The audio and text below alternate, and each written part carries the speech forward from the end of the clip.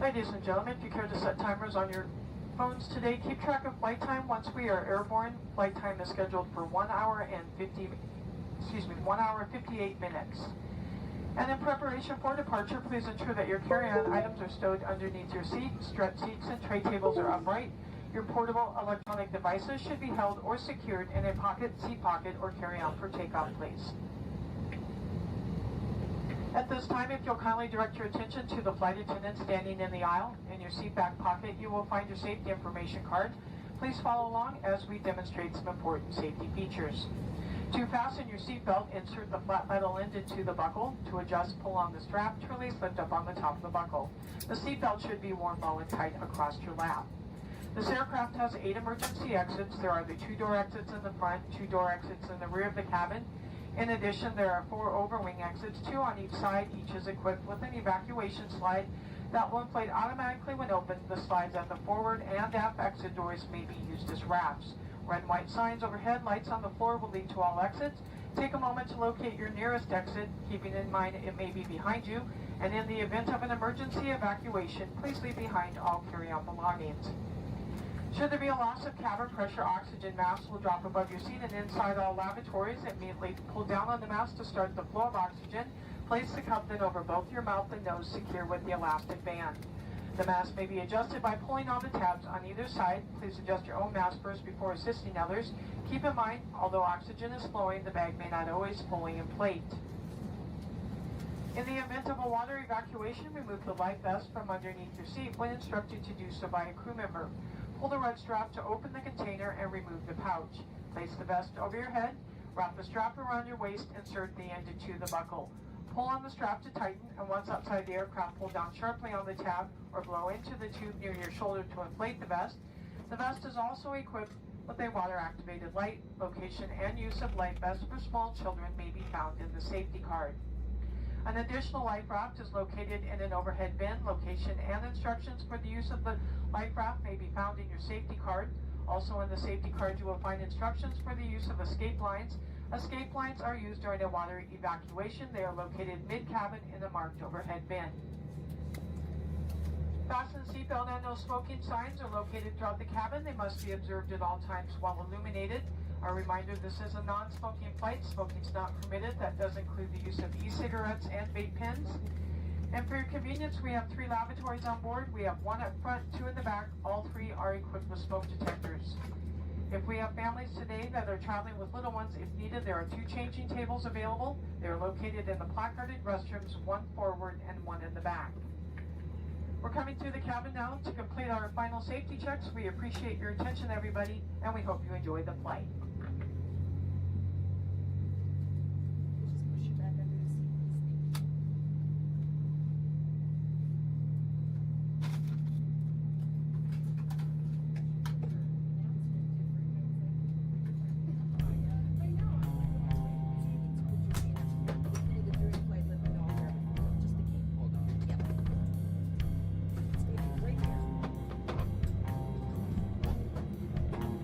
Relieved to have finally made it.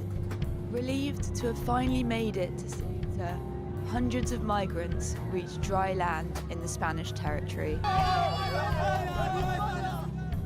They've spent hours at sea, some say more than 4, crossing from Morocco to the Spanish enclave north of the country, in hope of obtaining asylum in the European Union, a distance of approximately 5 kilometers. I want to work. It took me 2 hours. This is my little brother. Most are Moroccan, hoping to find a stable job in Spain. But the reality, some say, is very different to what many expect. I don't understand why they come, why they're led to believe that there's a future. Yes, there are jobs, but then they're faced with the harsh reality that they have nothing, and people treat them as if they are nobodies. After an upsurge of crossings over the past few days, Spain has now decided to deploy its military to attempt to gain control of the situation. A decision that comes after local authorities had asked Madrid for more help. Italy's Prime Minister, Giorgia Meloni, has called for Spain to be suspended from the Schengen area. In response, the Spanish Foreign Minister said Italy was weaponising immigration for political ends. Both Spain and Morocco have said they were working towards a quick return of those who entered illegally, and applications for asylum in Spain will be processed. Increíble la situación.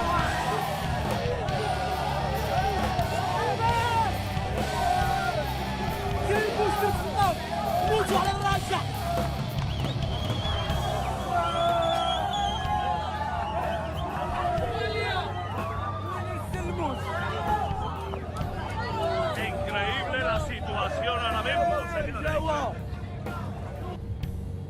Well, going over to Morocco now, US President Donald Trump says Morocco has named a major highway after him, but there has been no official confirmation from Rabat. Trump announced the claim on Truth Social, sharing a promotional video describing the route as the President Donald J. Trump Highway. Well, the video credits Morocco's King Mohammed VI for his visionary leadership, with Trump thanking King Mohammed VI for what he called a great honor. He said he hoped to travel the full length of the highway soon. However, Moroccan authorities have not publicly confirmed that the highway has officially been named after the US president, but several Moroccan media outlets reported Trump's claim, but none cited official government confirmation. The 1,055-kilometer highway passes through the disputed territory of Western Sahara. It forms part of a $1 billion infrastructure project designed to improve links between Morocco and Africa, where a major deep-water port is under construction. During his first term in 2020, Trump became the first US president to The Seljuks were a crafty bunch of fellas, and they knew a thing or two about how to win a large-scale military engagement. Constantinople was surrounded by super thick walls that had been standing for centuries, and with 11th century technology, it would have been pretty difficult to get through them. Instead, the Seljuks basically called an audible and sent their tribes to just bypass the Byzantine fortresses and settle in different parts of the Anatolian heartland. By the time the West realized the threat, the border didn't exist anymore, and the Seljuks were already inside the system. Just this historic day would come, I've always worked for it. I want to first thank President Trump for his extraordinary efforts to expand peace, to bring peace to Israel and the peoples of the Middle East. President Trump, the people of Israel, and the state of Israel will be forever indebted for your magnificent efforts on our behalf. I want to thank, too, the King of Morocco, King Mohammed VI, for taking this historic decision to bring historic peace between us. This is the foundation on which we can now build this peace. We'll resume liaison offices between Israel and Morocco and work as rapidly as possible to establish full diplomatic relations. We'll also institute direct flights between Morocco and Israel in an effort to restore order after thousands of migrants streamed into the tiny Spanish territory of Ceuta. Local authorities had asked the government for reinforcements to manage a worsening crisis that boiled over when large crowds breached the Spanish border. Well, let's go live now to our correspondent in Madrid. Sarah Morris has been following developments for us. Sarah,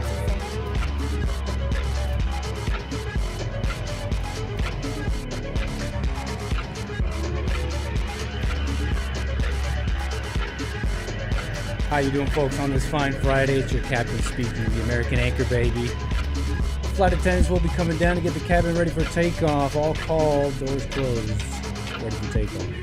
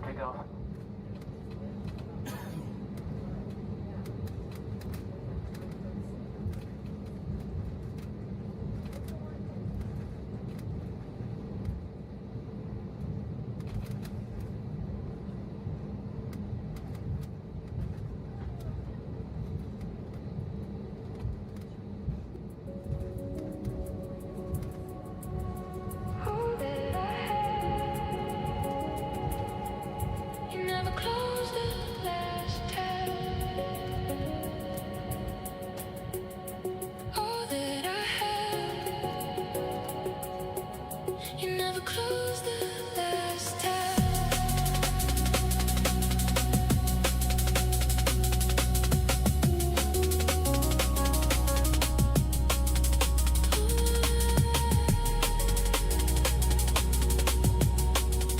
All that I have. You never close the last tab. How you doing, folks? Happy Friday. We're taking off here on this fine Friday. It's White History Month, and I'm your captain. What an interesting Friday. I hope to get into it with all of you and your calls. Kick back and relax. You're watching Nick Stream. You're flying Nick Stream. You never close the last tab. I'm somewhere in my head, and I don't know what I said, but I hope you understand, and it's all that I have. You never close the last tab.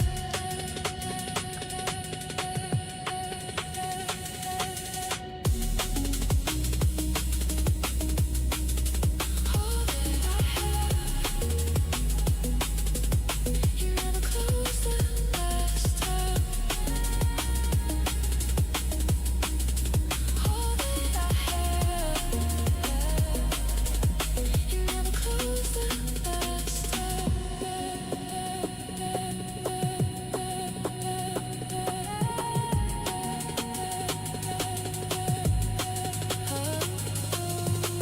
last tab. I'm somewhere in my head, and I don't know what I said, but I hope you understand. It's almost amazing that all these things are happening on the last day of White History Month. You never close the last tab. I don't even know how I can present this to you. I can't even grasp it, but we'll try together. All that I have.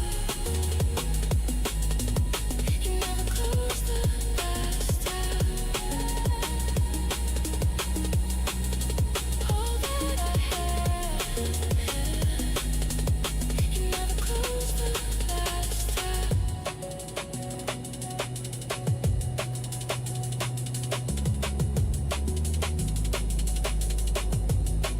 On the last day of White History Month,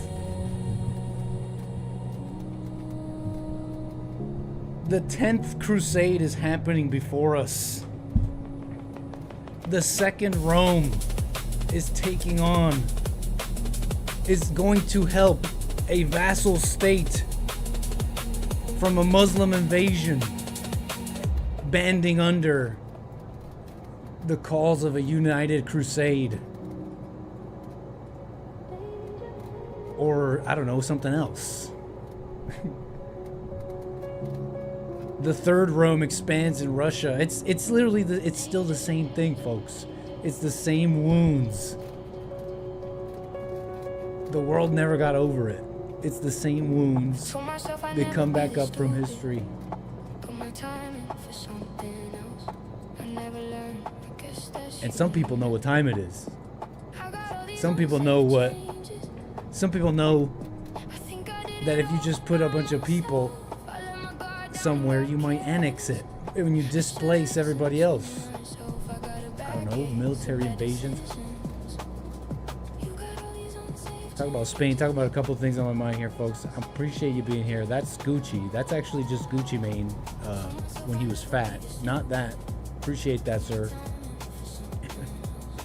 How you doing on this fine Friday? A fine White History Month Friday. I hope you can hear me fine. We're going to turn down some things here. We're going to try and keep our eyes on the mixer.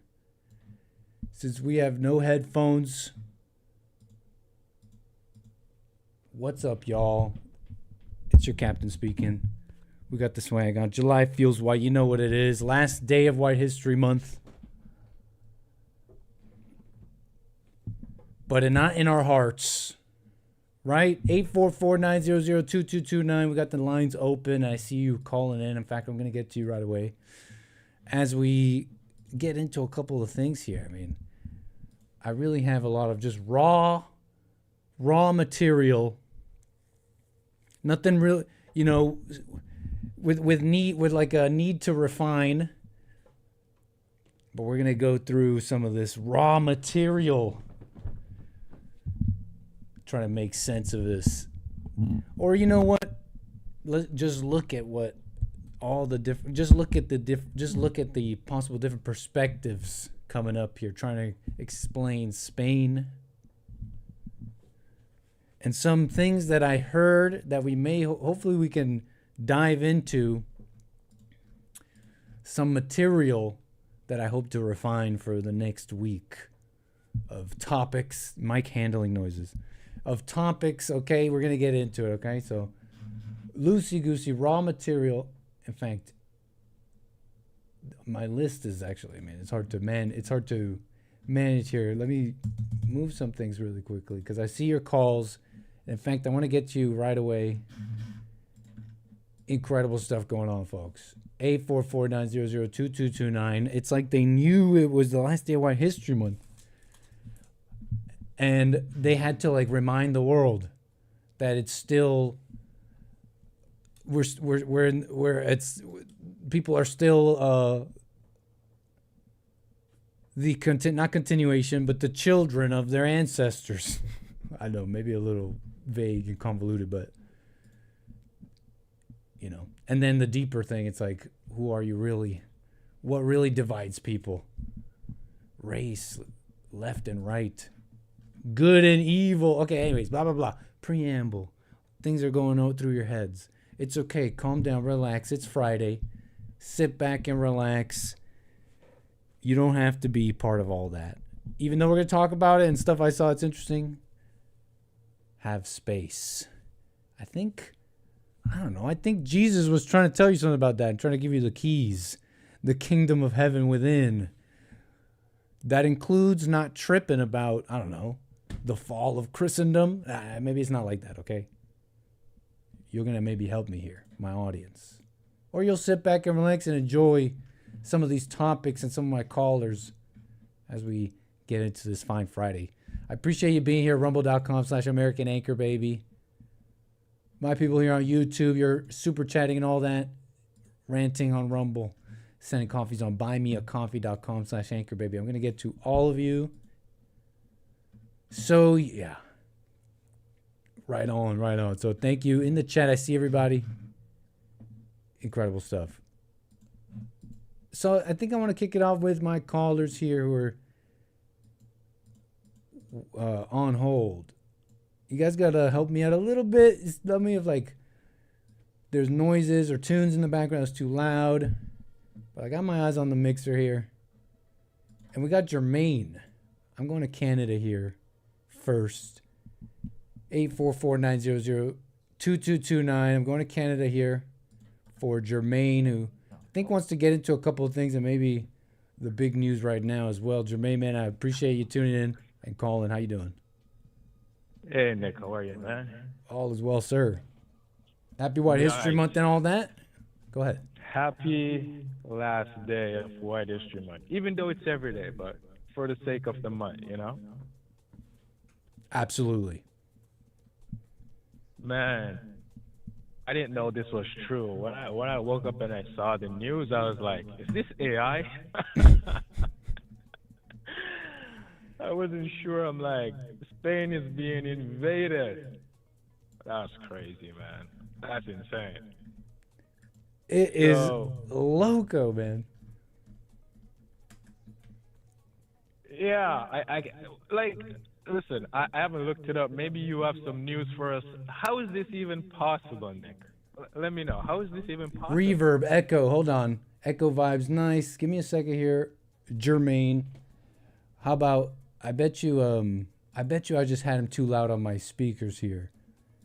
Jermaine is asking, yes, how does this even happen? A question that I hope to somewhat explore with you guys here. Like I said, raw data and news that I've collected that I'm going to need time to process and maybe put together some shows and segments. But there in Morocco, because maybe I'll clear this up too for some who barely heard about this. Like I was just talking to a friend, for example, who, for example, if they thought, and you guys got to let me know if he's still echoing, they thought, my friend thought that it was mainland Spain being that this was happening in mainland Spain. But if you know anything about Morocco, Morocco and Spain are separated by water. Morocco is in the northernmost part of Africa, and they are separated by water, but famously, and I'm going to pull this up here so you can see it visually. Morocco borders the Gibraltar Strait, or the Strait of Gibraltar. It's like the closest those two land masses get, Africa and Spain.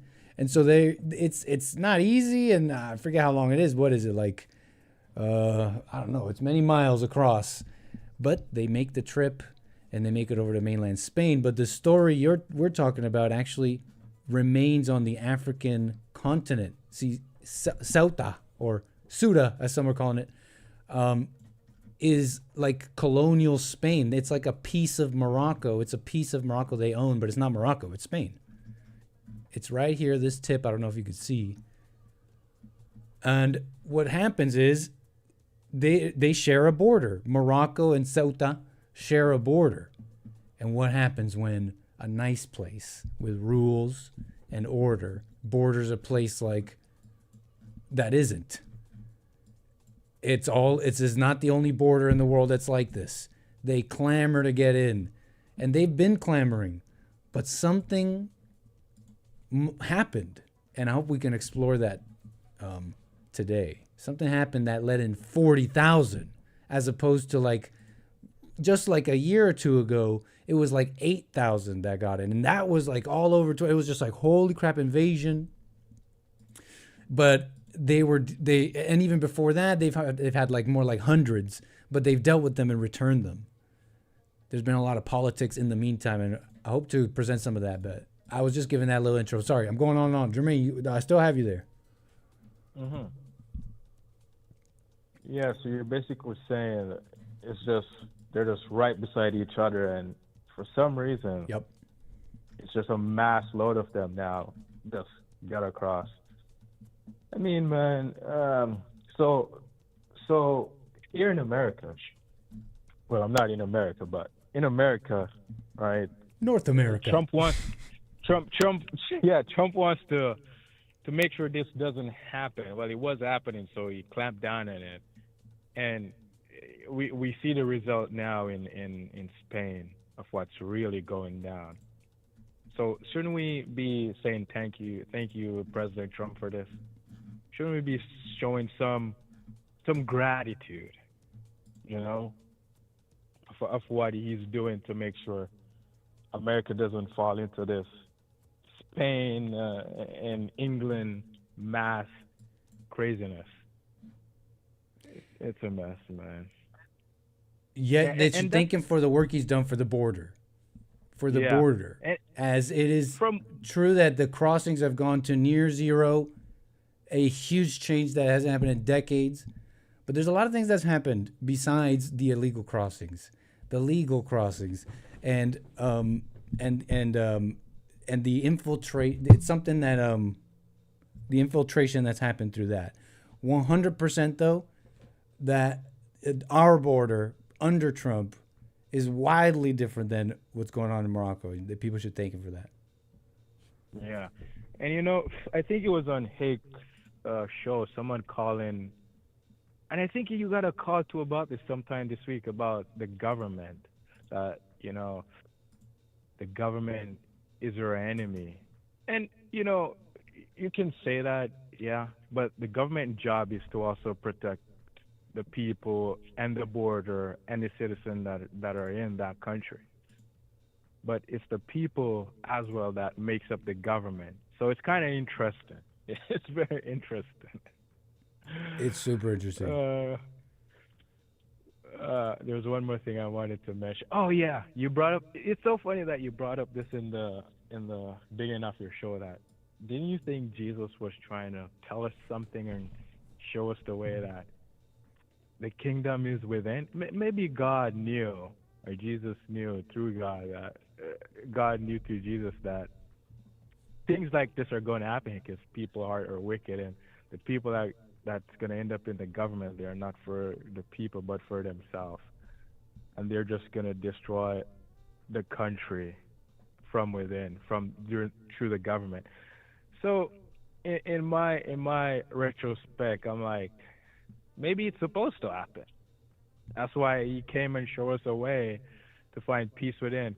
But I don't know if we should give it up that easy. But that's why we need to put some real man back into government, you know. But the people will talk for themselves. They'll vote who they want in, and if they want destruction, they will get it. So, whatever. When you say it's supposed to happen, what do you mean again? What's supposed to happen? Like the destruction of the land itself, and the people will ruin themselves. Like And in they general, will you still- mean? Yeah, and Yeah, and because they will still cry about it because they I don't. love it. I don't subscribe to like. I was wondering. I asked for clarification. I was wondering if you meant like maybe this, maybe the immigration in America today was supposed to happen, and I just don't think religion and Jesus were ever making such predictions or anything. I mean, is what's supposed to happen is because of the heart of the people, and yeah, the things in the Bible, so to speak, but. I don't subscribe to anything like America was supposed to fall. Like it's like this is just what man does in their fallen state. So it also doesn't have to happen. America doesn't have to. It also doesn't at the same time. It also the end times in terms of like our scope, America, which is kind of like our world. It also doesn't have to happen. You know, I don't think it's all any of it is predicted or not. Just only the the evil heart of the human of man. Yeah, you're right. That's what I was saying. Like the people, you know, he came to show us a way. That's why we need to put good, if there's such a thing, in government, so it doesn't happen. But if it does happen, whatever, because there's really a way for us that people who wants to see, and maybe it's not the populace, like the majority of people will see the right way. So the fallen will destroy the world themselves, outside of themselves, inside of themselves. So that's why I was like, it's whatever, man. I don't even know if I care anymore. I don't know. I'm just watching things happen, and that's about it. Interesting, sir. We're watching this too. We're just seeing the news about Spain and all that. So, anything else you'd like to talk about, sir? No, man. Enjoy the Friday, and it's a long weekend here in Canada, so shout out. What is it in Canada again? I think it's civil holiday. Long weekend. Yeah, civil. Labor Day holiday. weekend. I don't know if I recognize this one, but I did when I was working up there, and then I didn't go to work that day. So nice. Yeah, I didn't even realize it was a long holiday until like yesterday. Like I was thinking, I'm like. Canada Day already happened, but okay, sir, call me again. All right, Nick, we'll chat, man. Enjoy. Have a good show. Take care. 844-900-2229. Oh man, is there stuff playing in the background this whole time?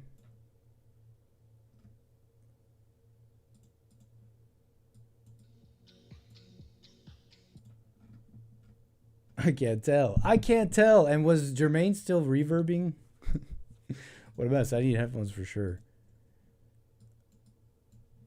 You know, when you're not in this studio every day, you forget. Let me make a note of that, or else I will forget again. For sure. I will 100% for sure forget. Headphones. Headphones. Okay, so Spain, holy. Let me pull up all my links on this. But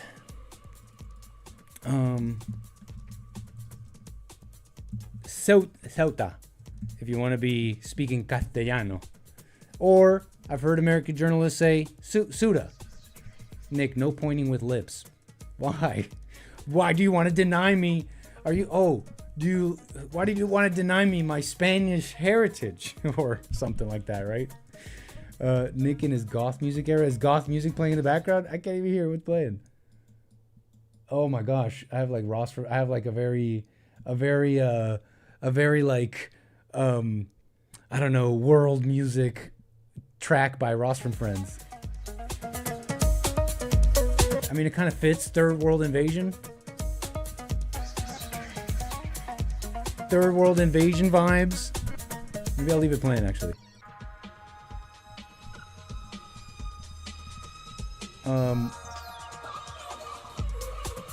Third World Invasion vibes, okay. So, okay. If you want to say it, Suda, I've heard, and Thauta. And I'm going to point with my lips. But is that white or is that Latino? I think that's more like Latino. I'm trying to make it sound Spaniard, European. Trying to make it sound European. These Spanish, I mean, they just point with their lips, right? They're like Latinos of the whites.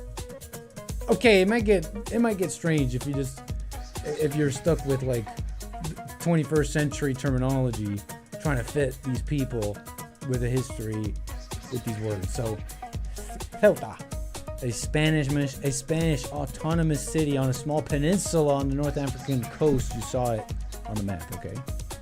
And they got all these people coming up. They share a border and they broke through. They're saying it's an emergency and it's a big issue.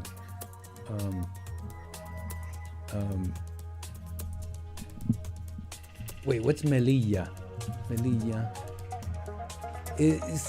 Ceuta is not the only one of these autonomous cities that Spain owns in Africa, like a remnant of colonialism. But Ceuta is the one they're talking about right now. And the only way that border gets controlled, well, I'll bring that up in a moment. I'll bring that up, like what Spain relies on to control that border. It's not a very big, like, country. I mean, you can't call, I don't know, they call it autonomous city. It's not big. Where did I have all that?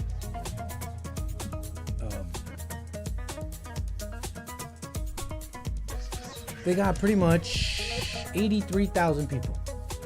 Okay, 83,000 is the 2025 figure for this population of this autonomous city. Not like a lot. I don't know what life is like there, but you have to imagine it's better than Morocco because it's the promised land. And the thing about, as you heard, maybe some of the news clips I was playing, it's part of the European Union. And that's the thing with those Western countries. You go in, you call home base, even though it's illegal and all that. And now you're on the pathway to European citizenship and welfare and all that. This is coming to a flashpoint because Ceuta is in the middle of a large-scale immigration crisis, emergency, tens of thousands. The estimates are from between 40,000 to 60,000 people in hours, folks, from just yesterday to today have crossed by either swimming around this fence. This fence tries to go into the sea as much as it can, but they're swimming around the fence. They're climbing it. On foot, overwhelming local facilities. 57 deaths have been reported. Mostly drownings. People trying to come over, they drown. In fact, there's been a report of someone who got ate up by a killer whale, an orca. Or the most based orca of all. No, I'm messing around. It's just an animal, and it was a terrible thing that someone got ate up like that, okay? But in terms of defending the sovereignty of a nation, it's not always nice, okay? You know, it's obvious I'm not calling for violence. It's talking about defending your borders. And it took a killer whale, an orca, to do this. Stories coming out, okay? The crisis has strained Spain-Morocco relations. Blah, blah, blah. Okay.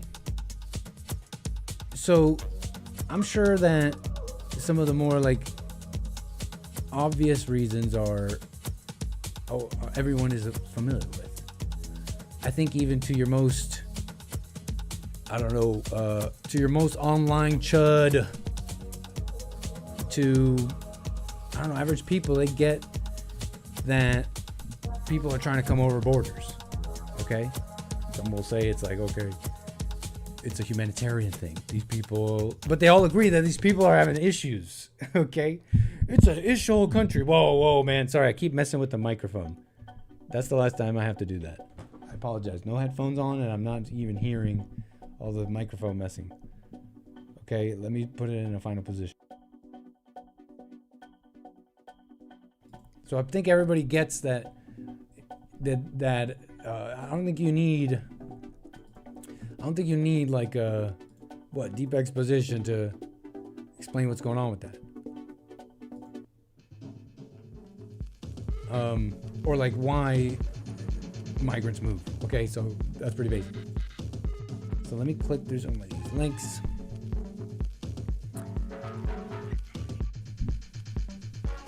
How to explain this next part? Because again, raw stuff. I don't know exactly what's happening. And so we're gonna try and find some of these things out.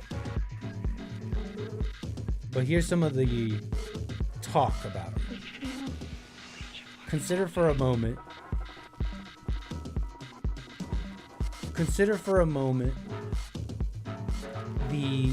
what we just read. The breakdown of relations between Morocco and Spain. Besides these people, these migrants trying to get into Spain, there's a larger political thing going on between the two countries. And there's something going on there, and their relations have broken down. There's been tension between the U.S. and Spain.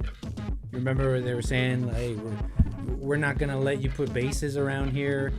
I forget exactly what, but they made a stink about American military assets, I think, in Spain-owned stuff.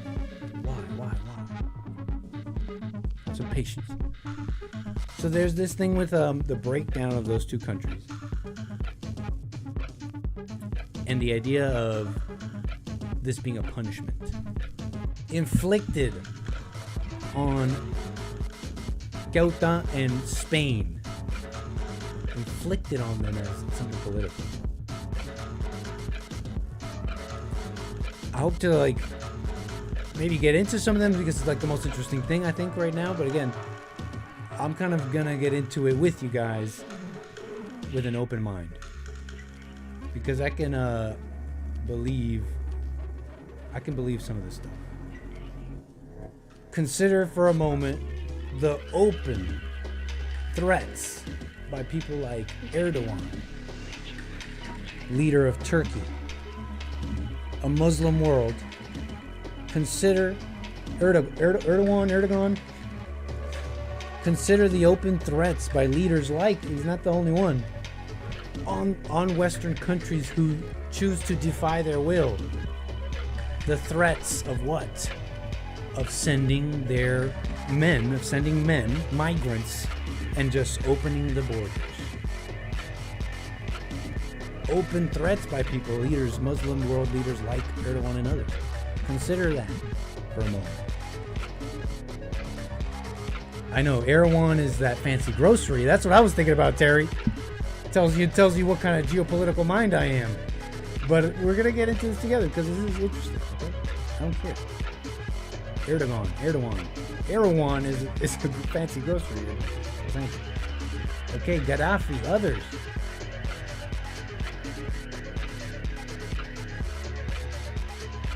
And so that's kind of, so the picture's being painted a little bit. Besides the general the general migration of the global south into the developed world, the more acute and political reasons that why this could be happening. Okay? Hopefully we can get into that a little bit. But how do we slow down a bit? How do we slow down a bit? Because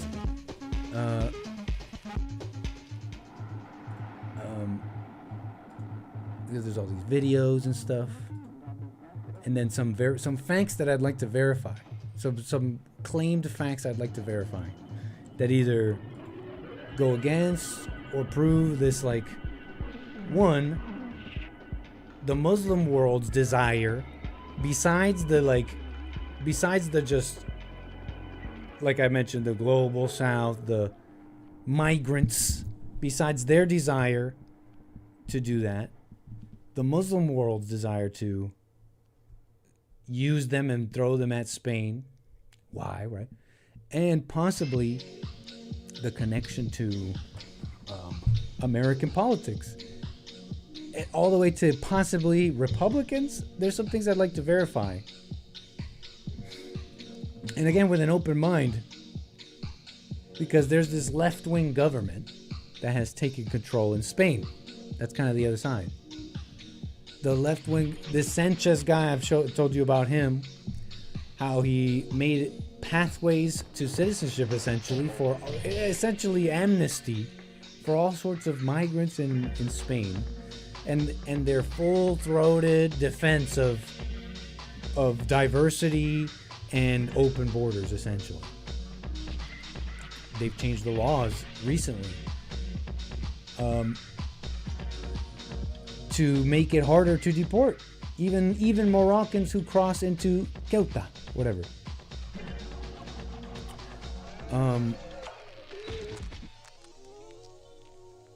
So there's that left-wing government. And just how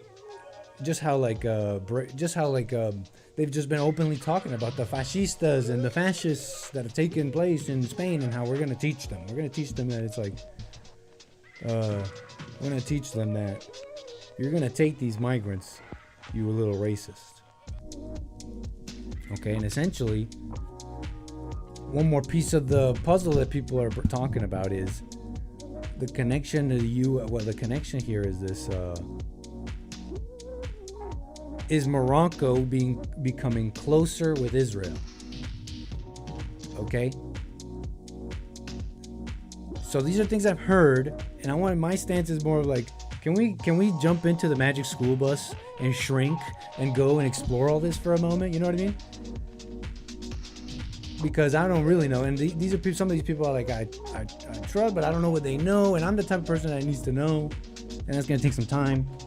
But can we like jump into the magic school bus? Can we shrink and go into some of this, explore this? Because the idea is that Israel and their close ties with Morocco, and that includes Trump, that includes America in the West and in other ways, and that's a sort of team. And there's varying levels of support and blame, I guess, but that they basically support this invasion into Ceuta because it punishes Spain. And personally, we're in the magic school bus with an open mind. Maybe that's fine because, I don't know, it's like we really do have those left-wing enemies in Spain have already brought in they're already going to brownify and destroy Spain, and they hate it already. So if this is a way for the, like, I don't know, the more entrenched West to defeat their enemies, then so be it. Call me a skeptic, call me a cynic for being skeptic, and I don't know how that'll go, but that's how I'm feeling about all this. Okay, so let's get to the magic school bus here. That's some of what they're saying, that it's bigger than just simply the global south. That Morocco is doing this.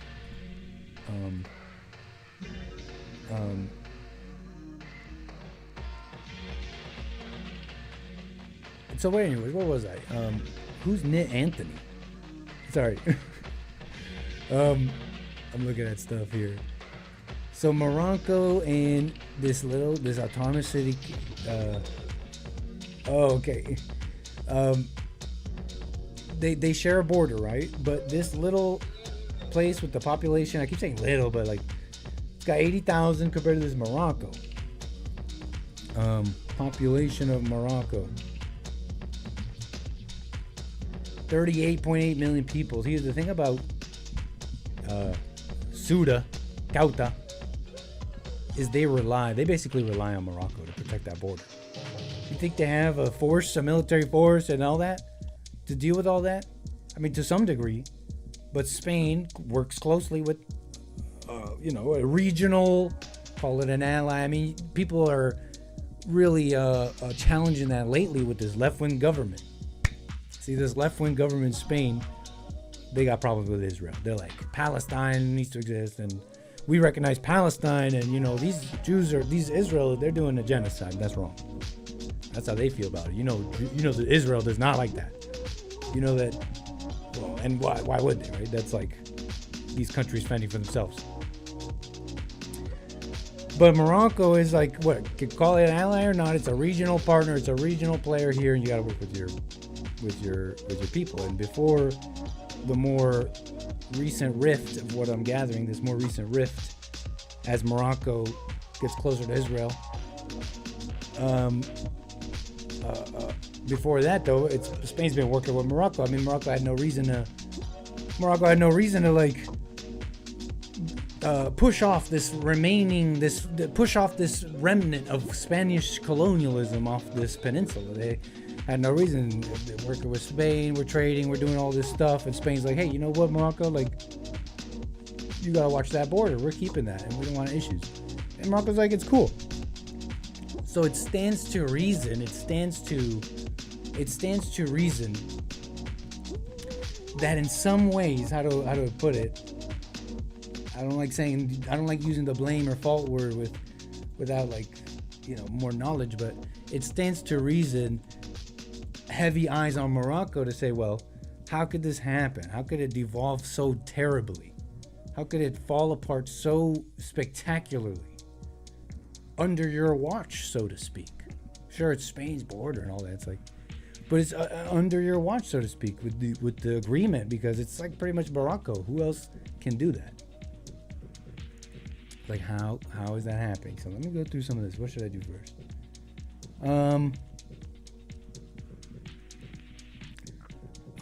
What should we do first? Like, make sense, I think, of...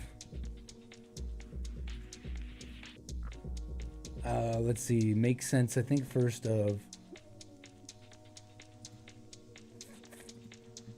Let's go through some of these links. What's the first thing I have here? I mean, it's just like kind of insane footage, I think. Oh, yeah. So, I guess this is an individual. Maybe Spanish. Don't know if they live in Ceuta. Maybe they're fine. He writes, xenophobic attacks and racist assaults by far-right extremists hunting migrants, shouting invaders in Ceuta. Fascists calling themselves patriots. It's like a lefty Spaniard, unhappy, looking at scenes of what's going on. Probably saw scenes of the invasion of 40 to 60,000 people, and is mad that some Spaniards have decided to come around. Now, I believe this was in quite the early hours of this, by the way. I believe this is in the very early hours. I don't know how it's been. I don't know what kind of opposition or conflict they met. But that is what this video is of. These Spanish people. I think they're going to swear in Spanish, I believe. Pretty hardcore. So, I'm sorry. But yeah, that's what this is. It's like they got together. They're like banding together.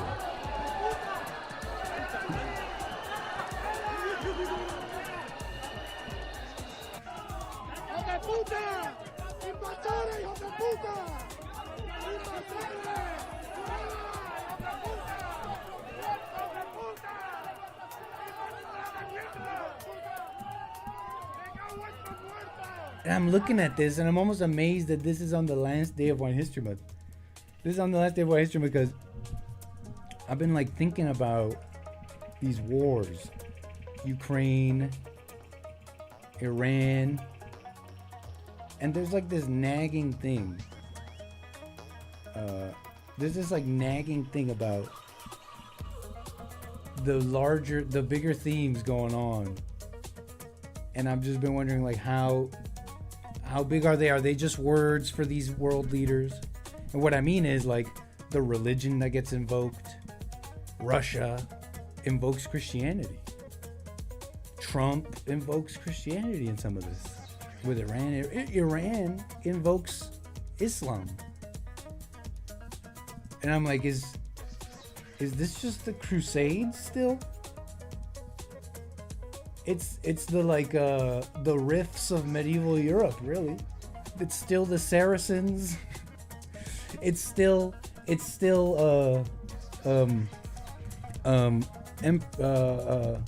who's that guy? Alexios, Emperor of Byzantium. The what was it? The Emperor of Byzantium, the Byzantine Empire. You see, these people, they saw themselves as, after Rome fell, I mean, they were like, we're basically Rome. We're basically Rome. I mean, pretty much all the fragments of Rome that became what they became are kind of Rome too, right? But that's how they saw themselves, and they had issues with Muslims, okay? Fights. And so Alexios turns around to the rest of Europe, which is having their own problems, by the way. Okay, they're having their own big problems. And he's like, guys, this is Christendom versus the Muslims. Let's go. Come on, where are y'all? And they're like, you know what? He's right. I'm being very crude. I'm being very, very crude in my summary. And the Crusades happened. Many different Crusades happened, but like, here's Israel. Here's Israel looking at Iran, and it's like, and it's like Iran it's just the latest in this 30-year crusade. And Israel's like, Christendom, help us, as the Muslim world attacks. Is it true? I don't know. It might be to some degree, I thought to myself a little bit. Maybe it is to some degree. I'm hearing about Republicans and their possible support for Morocco. I heard that they believe Morocco is entitled to Ceuta. I want to confirm that. I don't know. Stuff I heard. We're in the Magic School Bus right now. Can we go to the digestive system, you know? And let's just see. We're in the Magic School Bus, but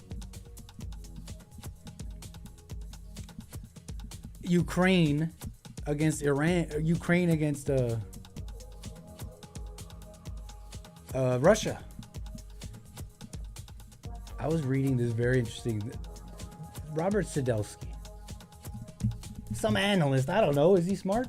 I don't know. You were listening. I don't know. But there's this thing. There's this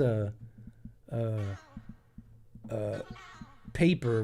This interesting political paper on how him and others describe Russia as like a pre-modern state with nukes.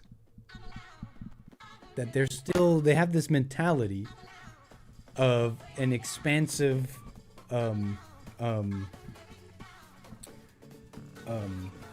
crusading, like, pre-modern state that just wishes to expand the Third Rome, like, without. Look, this is getting out of my purview. Okay, can we go back to the links? Let's get back into the school bus for a second. Let's get back into the school view. It's just white history. It's just the last day of White History Month. It's amazing this is happening. I think this is bigger than I can explain. Yeah, but the lefties in Spain are mad at these guys going around. I guess they saw this mess and they dared to think to themselves, you know what, us men, let's get together and, I don't know, protect people. Maybe they're just angry and they just want to hurt. But however you want to present it, or maybe it's all sides of the same coin. You're seeing this, right? Fonzie, whoever this guy is, don't harass him. Maybe he lives in mainland Spain. He's got nothing to worry about. Okay. This is the left in Spain. This is the women who were, look at them, red-faced, screaming at the fascists.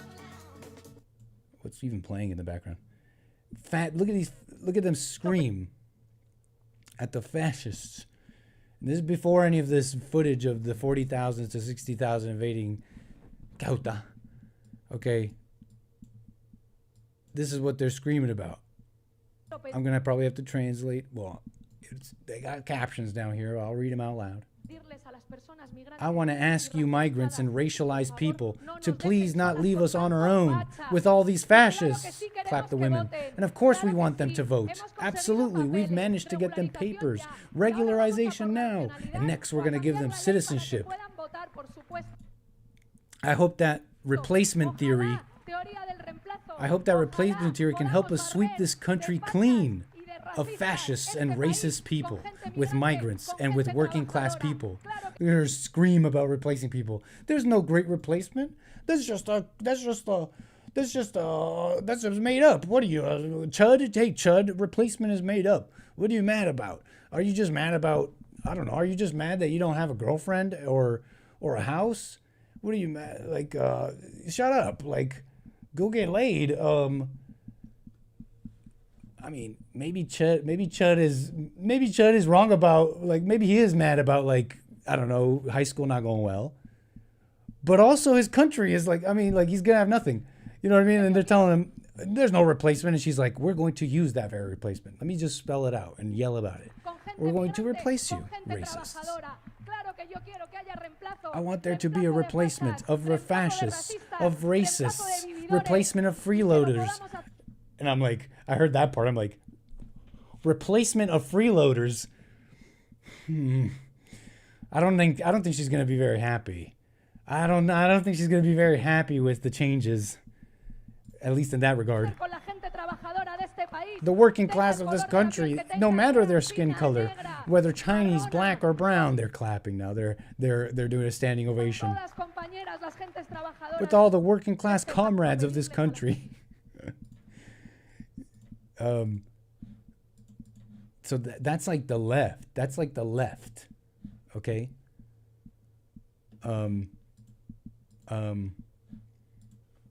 That's like the left. That's like when you put, what's the left? What's right and left? What's right and left? I don't know. Maybe I have a hard time too. Okay. Maybe I can agree with you. I'm like, I guess words are weird and we should, words are weird and stuff. I'm with you sometimes, right? But like, this is the left. Are you tripping? Are we tripping? Are we going to make it hard? Are we going to make this difficult for us? This is the left and it's a problem. Okay. So we're just linking right now. We're just doing links, loosey-goosey. North African enclave.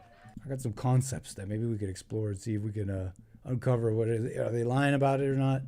Spain's civil guard chief declares the border has totally collapsed. Thousands military-age African men pouring over. Morocco. This is a city called Ceuta. You're watching as thousands of migrants break through the fence and completely overwhelm the border police. Their video showing huge groups of people, mostly young military-age guys, cramming into inflatable tubes or arriving on shore in other ways, some of them wading in the water as they break through the gates to get to the other side. Sandra, this is reminiscent of kind of what we saw during the open border during the Biden administration through 2021, 2024, kind of similar to what we saw in Del Rio back in 2021.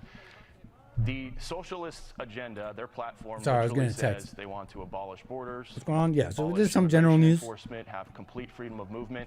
This is what it looks like. I don't want to like spend forever on this. This is the most interesting to me. Do I have anything else in the big list? I might want to spend forever on this. But let's kind of weave in some of these interesting things too and kind of funny memes too.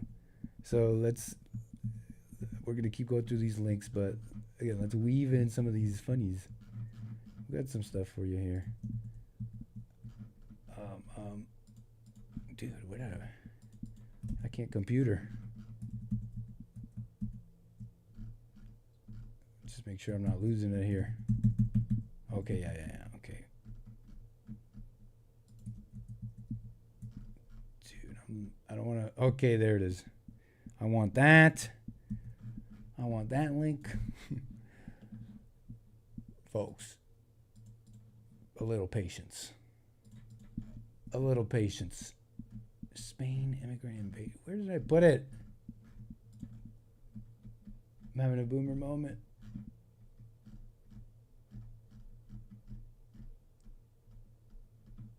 You should just look at what I'm looking at.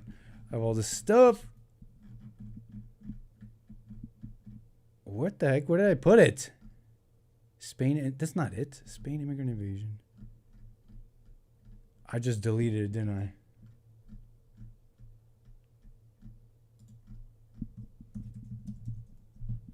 How did I delete that? Control Z is our friend right now. Control Z will save us. Control Z. A well-known shortcut. Ah, okay, we're back. Whew. A little-known shortcut. Okay, we saw that one.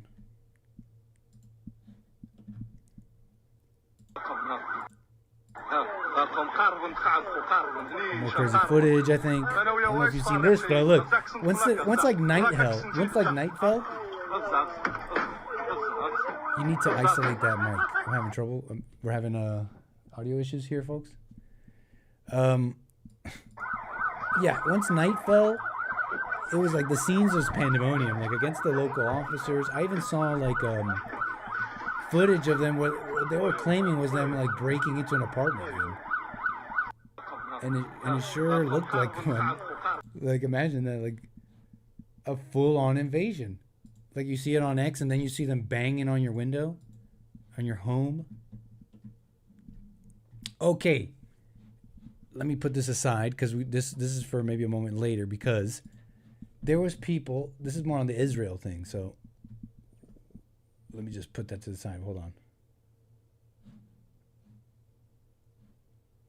Or I mean, I'm just gonna miss it. So, who's this guy? Yoav Kaufman. Because I saw Cernovich. I saw Mike Cernovich, who's not a guy that I think of as like, you know, I see him as pretty discerning, not someone who's just gonna like say something to just say it, or just blame Israel for everything, or anything like that. And he said, where was it? He said something interesting. He said something like, "Yeah, when I saw the footage, I humorously said to here it is. Yesterday I joked that people would find a way to blame Israel for the invasion of Spain. And then I watched in awe as Israelis themselves seemed to take credit for it." I'm like, what's he even talking about? Yesterday I joked that people would find a way to blame Israel for the invasion of Spain. Then I watched in awe as Israelis themselves seemed to take credit for it. He's quote tweeting Aaron McIntyre, another kind of like, I don't know, kind of even keeled guy, I think. In a moment when the reputation of Israel is already in its free fall, its government has found a way to create even more ill will. He's quote tweeting who? Danny Danon. Okay, I actually don't know who this is. Apparently this is Israel's ambassador to the United Nations. There's a verified account here. And he writes, Spain, which never misses an opportunity to lecture Israel, has declared a state of emergency in Ceuta following the crisis over its immigration policy. Maybe before it continues lecturing us, it's time it explained to the world why it still maintains colonial enclaves in Africa. Okay, so they're getting they're getting some criticism here, it seems, from Israel, and it may fit in with what I was mentioning earlier. This like obviously, right? If you got these people in Spain, if their government is pretty much lefty, like bring them all in and they're saying, oh no, Palestine, they're recognizing Palestine and calling their war genocide, you could see why they're saying some of this. But they seem to be gloating. This guy seems to be gloating. Does that necessarily mean Israel did it or Spain or Morocco did it? No, not yet, if we're both in the school bus here. But yeah, again, Cernovich is commenting on I have to say not only on this because it's other stuff. So who's Yoav Kaufman? Israel is, I guess he's just a guy on X, a dad, triple dad. Okay, shout out. I wonder if they were boys. And he's I guess one of these Israelis that maybe Cernovich and others are like, well, these guys are like real happy about this. 2 states for 2 nations living side by side in peace and prosperity. I guess this is a quip saying, well, if you guys want us to accept a Palestine living side by side in peace and prosperity, how would you like it? How would you like it? And in a disjointed, in like a vacuum, that makes sense, so to speak, because a lot of people, it's very like trendy to just criticize Israel right now, and they may be deserving of it, but I'm just saying that there are things even now that people are not, how do I put this, like they're not willing to like see it Israel's way. Like, wait, you're basically asking us to accept these people who like bomb us and do these terrorist attacks all the time, like on our border. That October, it's like, duh, did you forget October 7th? So that's Israel's side. I can understand some of that. It's not just that, right? Because the world is also calling it a genocide, and it's just like, you guys are just taking it too far. So that's kind of like the other side. Maybe if you could have done it like. And Trump kind of feels that way too. If he was like, he's been saying, you guys got to finish it up, right? Remember he's been saying that? So it's like Trump kind of sees that too, in that, maybe if you did this quicker, right? So that's how Israel feels about it. But here's the thing. Here's the other part of it for me personally. Here's the other part of it for me. They're like, I don't know, they're like racial hatred. I don't know if Spaniards, like, this is wrong for everybody. This is just a terrible destruction of civilization. And how do I put this? I mean, I'm not being moralistic here. Like nothing's off the table, right? In war and all these countries wanting what they want for themselves. Nothing's off the table. I'm not going to be a little moralistic like on that. Does Spain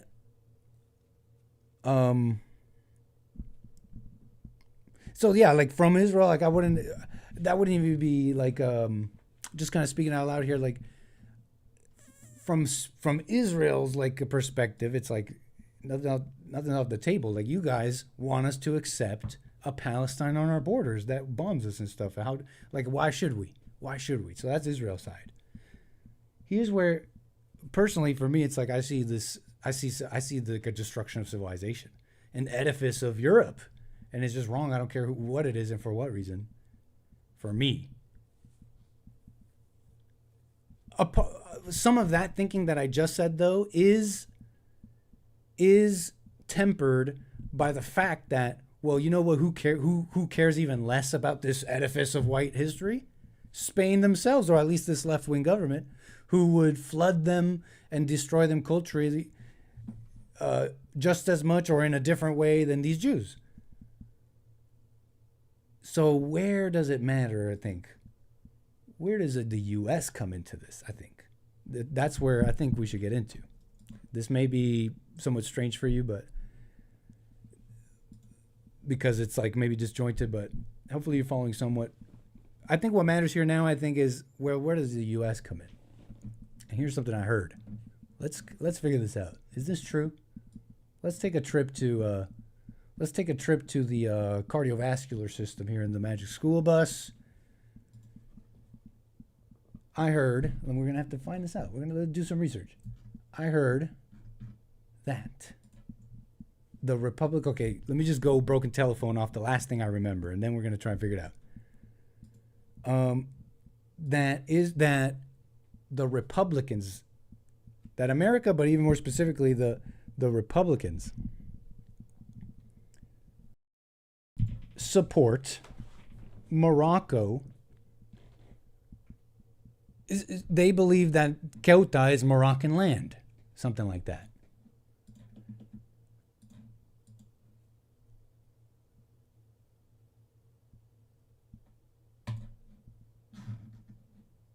They believe, and there's something that states that. Okay? So let's I thought I had that somewhere. Maybe we could just look it up.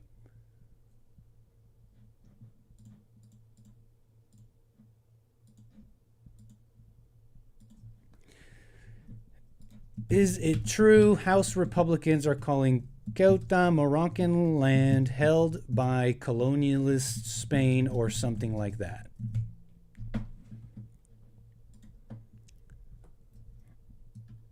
Oh. Partially true. According to Gronk AI, we're just, again, this is raw stuff. Partially true, but more precisely, a Republican House committee, via language pushed by one prominent Republican congressman, described Ceuta and Melilla, another autonomous city in as a remnant of colonialist Spain in Africa, as Spanish-administered cities located in Moroccan territory that remains subject to Morocco's claim, and supported diplomatic talks on their future status. Individual Republicans and some conservative commentators have gone further in framing Spain's presence in colonial terms. It's not a formal unified House Republican caucus position declaring the Moroccan land. Okay, so more on this. In late April 2026, the House Appropriations Committee, under Republican control in the relevant period, included this language in a report accompanying a national security State Department funding bill. It was associated with Representative Mario Diaz-Balart. Balart, I don't know how to pronounce that. A senior member who chairs the relevant subcommittee, is close to Secretary of State Marco Rubio, and belongs to the Congressional Morocco Caucus. The committee notes, I guess this is a quote by him, the committee notes that the Spanish-administered cities of Ceuta and Melilla are located in Moroccan territory and remain the subject of Morocco's long-standing claim. The committee supports efforts by the Secretary of State to encourage diplomatic engagement between Morocco and Spain on the future status of Ceuta and Melilla. Wait, this kind of confirms that. Kinda. I mean, I know this is one guy, but a bunch of Republicans saw this and they're like fine with it basically. And this would add to this general closeness between Morocco, Israel, the US, and that kind of coalition and approach to the East and the world. And seeing Spain as a problem. Enough to flood them with Muslim third world? I don't know. I don't know if I'm not trying to be like all like they're invaded. That's a white country, and it's just that doesn't make sense. It doesn't to me initially, but I'm gonna try to keep an open mind. Diaz-Balart had earlier stated in an interview, and what's wrong with colonialism? Diaz-Balart had earlier stated in an interview that Ceuta and Melilla are not in the geographic territory of Spain, but in the territory of Morocco, and that such matters are established, negotiated, and discussed between friends and allies. Secretary Michael Rubin, a former Pentagon official, Middle East Forum commentator, not a member of Congress, explicitly called for recognizing them as occupied Moroccan territory. I mean, I'm not making the claim that the Republicans are actually full-throated against colonialism and basically cool with the invasion. But it's more like, not necessarily, but we'll look a blind eye because them's is playing like our enemies. So we're gonna let Morocco and Israel do what they want, even if it's to send to invade Spain and send millions of these demographic replacers into Europe. Again, open mind, I guess, because maybe it's worth it. I don't know. Like Spain is like they would do that anyways, and so they're enemies. I don't know. Stuff I heard. I don't know, but I don't like it. I mean, it's just like Europe. What's the end thing, right? What's the end result? Europe is destroyed, or further. You know, it's like, or maybe not. People like wake. I don't know what to say about it, right? But it's like the last day of White History Month, and all this is happening. And are you guys in the school bus right now with me? Like, Spain's government rejected this strongly. They rejected, calling these places Moroccan occupied territory. which is interesting because I don't know much about the lefties over there that took over Spain. But I mean, if it's anything like the left that I'm familiar with, and they're all like, diversity, you got to be diverse, and it's colonialism, it's terrible. Oh, no, but don't touch Ceuta and Melilla. So it's always about power. It's about power and power struggles and countries fighting for themselves, and the Western, trident to the east, and Spain. I don't know, what are they doing here? It's out of my purview right now. I don't know, are they playing the field? I don't know what's going on, or is it just like demographic replacement, and this is what's going to happen to America as the communists take over, because they're already in the system, because we have no borders, like the Byzantines in like 1083. The Muslims did this. The Muslims been doing that since back then. They had the walls of Constantinople shall not fall. I mean, they stood for like 580 years, and the Muslims didn't have to break them down. All they had to do was send their peasantry to settle the lands around it. And suddenly the Byzantines were like, bro, the enemies are in the gates. We should have been, I don't know. I'm just saying random stuff, but it's white history. It's the last day of white history books, man. And I can't even make sense of all this stuff I'm seeing. So anyways, in short, Grok says, yes, there was official Republican-led committee language treating them as Moroccan territory under Spanish administration and backing talks on their status. Explicit colonialist Spain rhetoric has come more from outside commentators than from House Republicans as a whole. The broader context includes U.S.-Morocco ties, aid, and reported frictions. Okay, so what? Muslims and Jews openly bring in the peeps to destroy the West? Any other links? Okay, this person is saying the optics of this entire invasion were so terrible that leftist Spanish politicians are now trying to walk back their support for open borders, plus mass amnesty by pivoting to blaming Israel, while Israel's defenders shoot themselves in the foot by gloating over the whole thing. Yeah, maybe that's happening. I don't know. Maybe that's happening. Is it true, though? Is it true about the Spanish politicians? Let's ask Grok. Walking it back. Are they walking it back? But yeah, look, many are commenting on Israelis gloating over this and how it's not very smart. Like in terms of optics, I guess.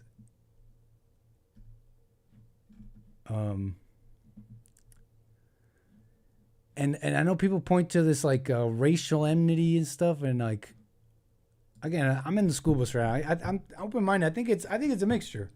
I think it's like, no, either you don't recognize Palestine and we're not gonna have a problem with you, and we're gonna keep doing what we want to do, or you're gonna be a thorn on our side and you hate us. You hate us because you want us to accept this no-go scenario for us with a terrorist on our border. And I think it's a mixture of that and racial like hatred. Like, this is Rome and we're not. And this is the Muslim world and we're not. And we're going to win. We're going to win. It's like that. You know what I'm saying? Like, stuff I was thinking about. Okay, so boom, we already saw that.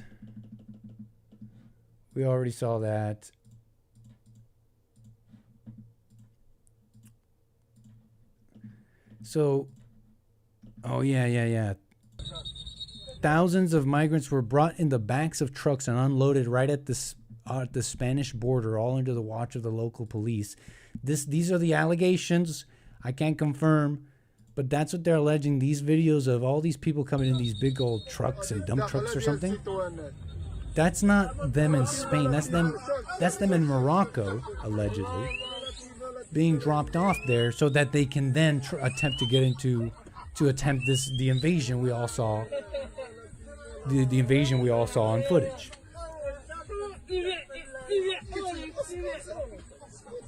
That's what this is allegedly is.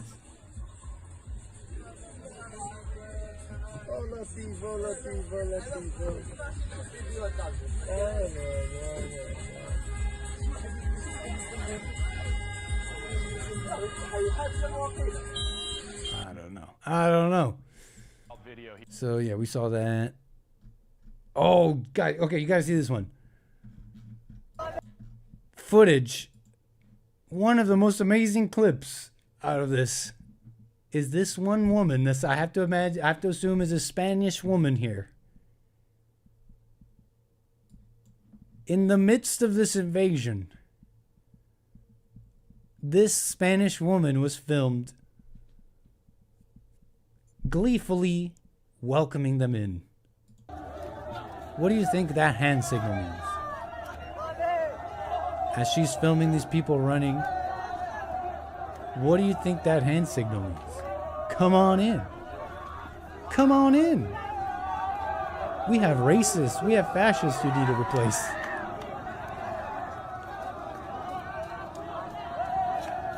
Come on in.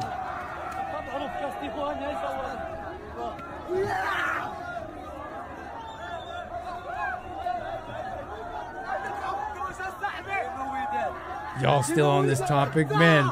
Yeah, thanks for the heads up. I mean, what else? I mean, I got other stuff for you, but I don't want to like actually be forever on this. I think it is the thing that's most interesting to me right now. But I need to kind of sit with some things, or / like just look up some things for myself. I don't want to spend like forever on it, but it's kind of the biggest thing I think right now. And on the last day of White History Month, it is fascinating. Okay, is this a modern crusade though? How is this footage of a modern crusade, by the way?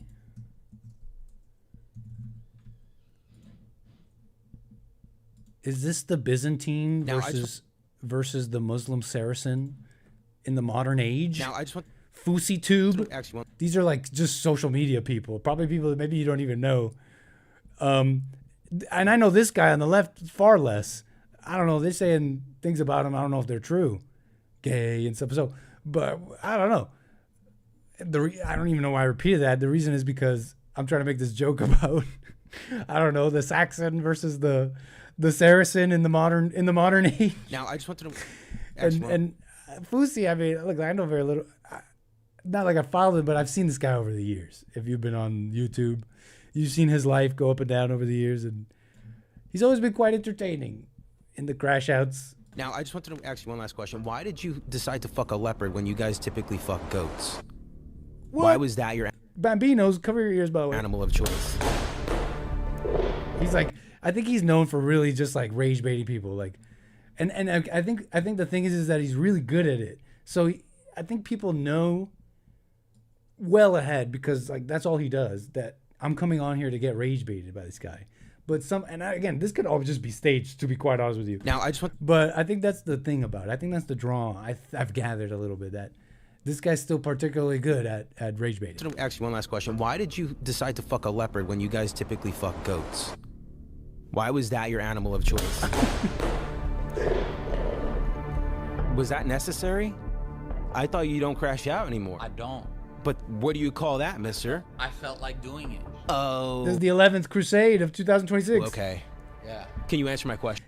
Doom Jesus is like, of course it's a skit, but here's the thing. These Muslims really do get real like messed up about like, you don't say Allah and whoa, you don't like, have you seen Sneeko? That guy was born in America. At one point he was somewhat normal. At some point he was like somewhat normal. And now he's like seeing the invasion and he's like, soon it'll be the rest of Europe. And I'm like, when I invited this guy on the JLP show, I'm like, I never expected him to just one day start talking like that. Like, this is your home. And he's like, Inshallah, the rest of Europe will be like this. I'm like, and then the moment you say anything about Muslims, and he's like goes nuts. Like, I can kind of believe it. Because you haven't. Who fucks goats? You know who. Who? You know who. I don't. But I first said it. It could be a skit. So. Okay. Well. Bleh, okay. I said it before you. So I was thinking that first. We don't have to even worry about that anymore. It's just why a leopard though? You know? I don't ask you why you suck your best friend Kyle's or why you sucked his dick in like after baseball practice when you were 6 years old, okay? So don't ask me why I humped a leopard.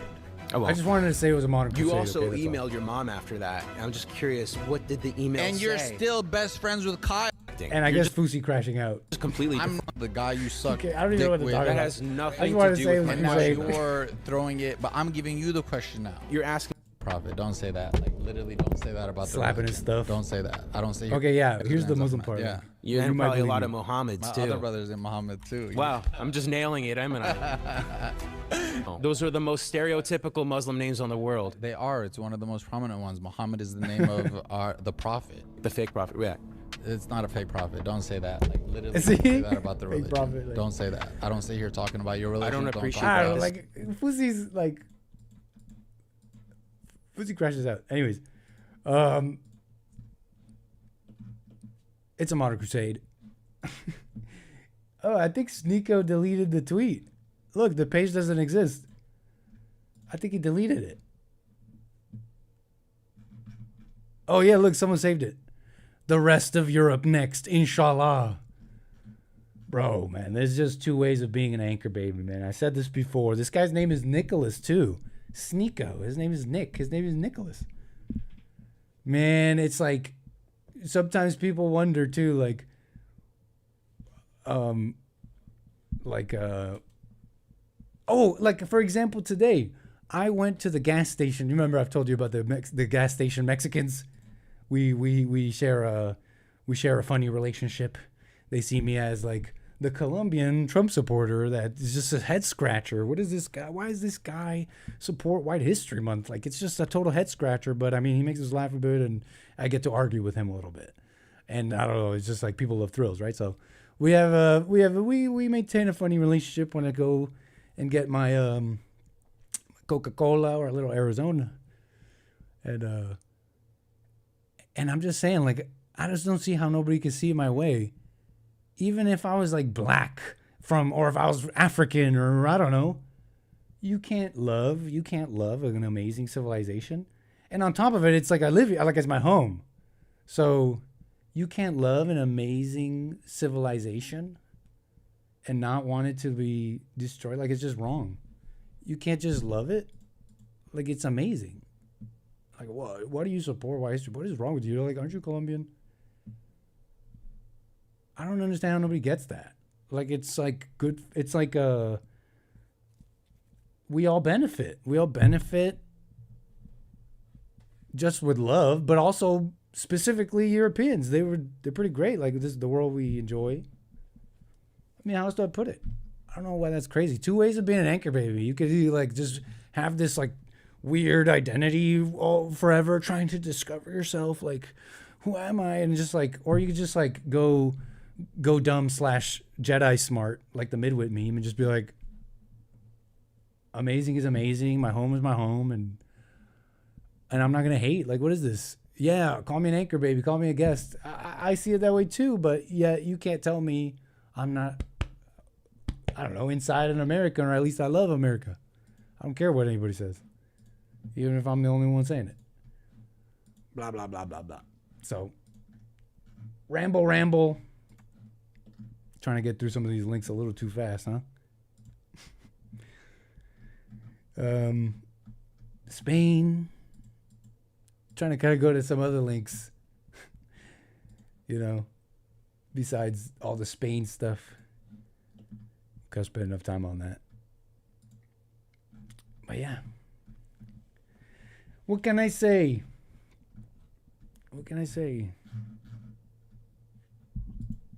A wild final day of White History Month, if I do say so. You guys want to see this guy deal with this dog? It's pretty it might be, if for the faint at heart, it might like bother you, but it's almost like mesmerizing. You can't look away. And dogs and husbandry and, you know, I don't know, dealing with the natural world. I guess that's men, but the white man and dogs and stuff, like, I don't know. There was a white man probably somewhere where this guy probably learned these techniques. And it wasn't like, you have to treat them well, or not about treating them well, but like, I don't know, like be kind to them like a person. And when they need like structure, they need order.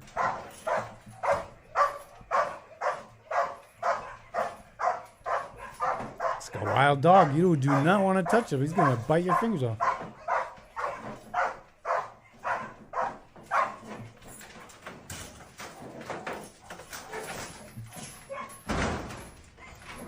No, I think it's like an Asian person. Is it a Muslim dealing with a dog? No, I think this is maybe closer to Asia. Maybe like Indonesia or something. I don't know. Philippines. But he seems to know his stuff somewhat about dogs.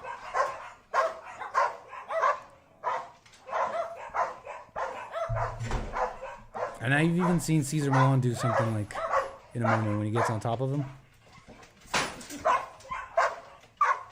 If you're squeamish, you might not like how he treats the dog in a moment, but he's not gonna like, he really isn't gonna hurt it terribly, or even not really much, to be honest. So he's got it. Now the dog's mouth is controlled. You guys catch that? You hear all the dogs in the background barking and barking? Listen. They're barking. This dog is out of control. All the dogs in the background are barking.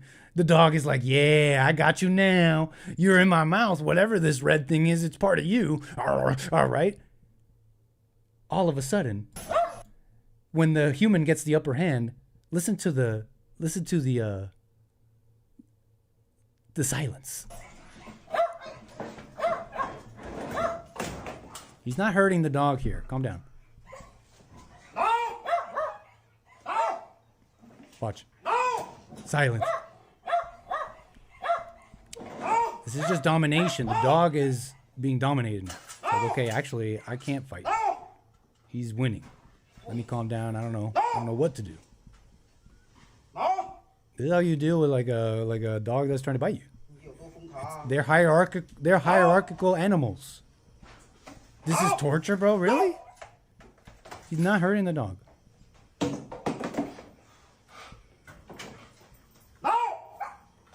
The dog is not being hurt. He's not even being choked. You guys are gonna like this part. He is gonna hit it. He's gonna hit the dog a few times.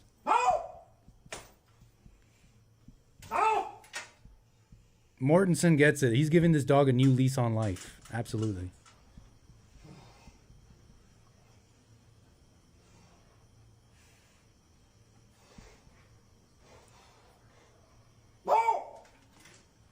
Oh my God, you guys are trying to do dog therapy? Ask why the dog wants to bite him in the first place. The dog is an animal, and it thinks it's the boss, and it's now learning it's not.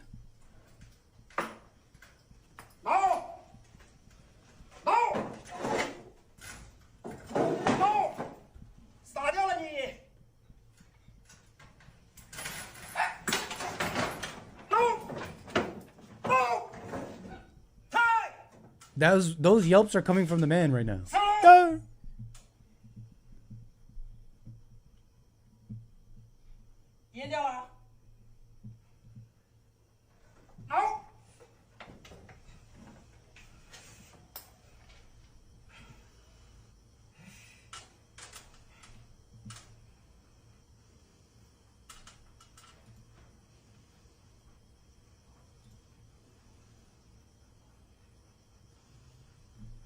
Stop with your crying. Your crying's not helping. Your crying is hurting the dog. Your crying is hatred of the dog. No! Your crying is hatred of this animal and hatred of the natural world.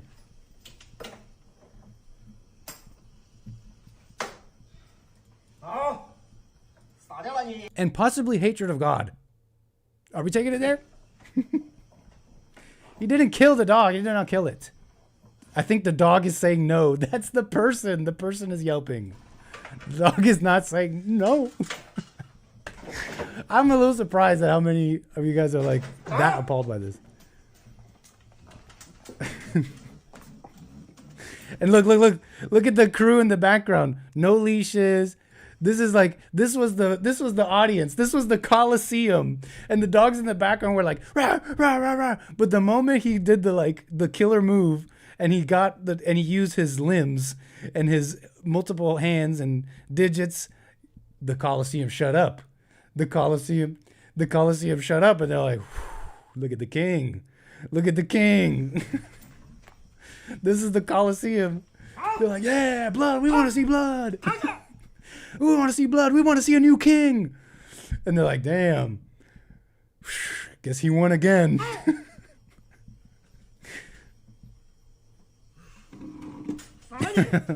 We want to see blood. A new king. A new king.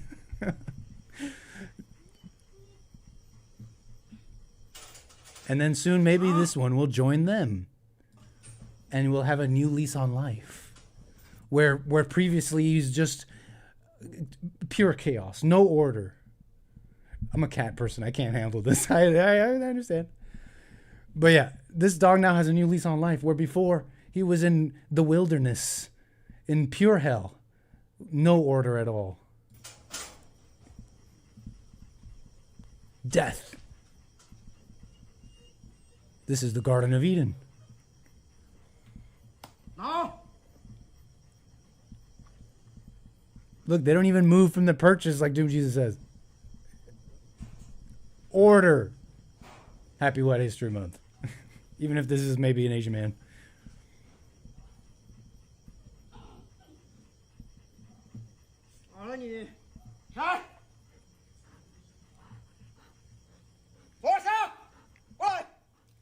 No.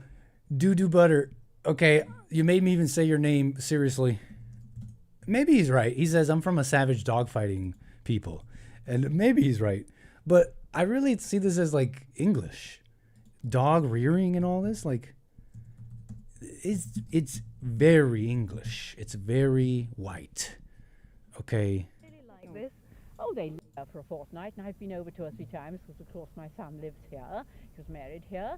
And I have a great affection for it because, of course, I kept Guernsey. And also when it was more utilitous. It's even for the English and the white. Call it the degradation of the white man, maybe. I don't know. But there's a long history here, too. They were utilitous, and now they're like toys. Self in England for 21 years. And somewhere there, you can also plot the white man losing control over their women. Somewhere there are parallel plot points, okay, in the graph. This was during the war, wasn't it? After the war, yes. During the war, I kept them in a town. This is where Barbara I had Woodhouse. A cowshed. I just kept them by trade. She's like a dog trader.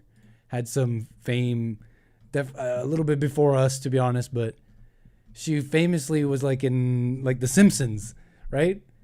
I think it was Barbara Woodhouse. Like a character in The Simpsons or something, as this like kind British lady who was very kind and very well spoken, but with little moments of her to an audience, to maybe an uneducated audience, would look like she'd have moments of like rage with an animal when she'd be like rah, like to an animal. But it was dominance hierarchy. It was just proper dog training. I don't know what else to say. But anyways, blah, blah, blah, blah. You've heard some of this before.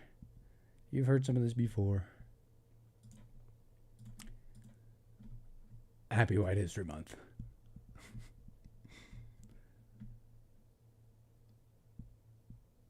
Okay. So, what can I say? Whoa. We have really just been bloviating. I cannot believe all this time has passed so quickly. I want to thank some of my super chatters here. buymeacoffee.com/anchorbaby. We got Jamie with the generosity, man. Thank you for that. Says, have you ever seen or driven through a protest on the West Coast? That's one thing we hear about and see on TV, but don't have it in the Deep South. Louisiana here. If so, do they have food vendors at them? People have to be wanting a soft pretzel or something after hours of standing there. Yes. In fact, yes. The Los Angeles The Los Angeles hot dog abuelas are out there selling bacon-wrapped hot dogs anytime people gather, including when I saw them protesting ICE and other things. Okay, I've been there. They know what's up. They know where people are hungry and are going to buy abuela's hot dogs. Okay? Jamie, it's in fact true. He also says, I know you're 100% American. Oh, he says, speak well, seem educated, and a nice guy. Wondering, are you from Mexican descent?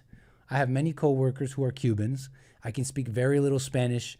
Mexican food is the best Latin food on earth. Yo gusta pica comida, he writes. The music isn't quite ghetto like reggaeton. It's more country. Have a good weekend. Have a good weekend ahead. Oh, you talking about like Mexican music? Sometimes it can be, but yeah, even that, you got to be careful, man, because some of those corridos, you might be familiar with the banda and the corridos, which sound more country to you. The narcos like that music. Narco corridos. The narcos like that stuff. So you gotta be careful, man. Jamie, sir.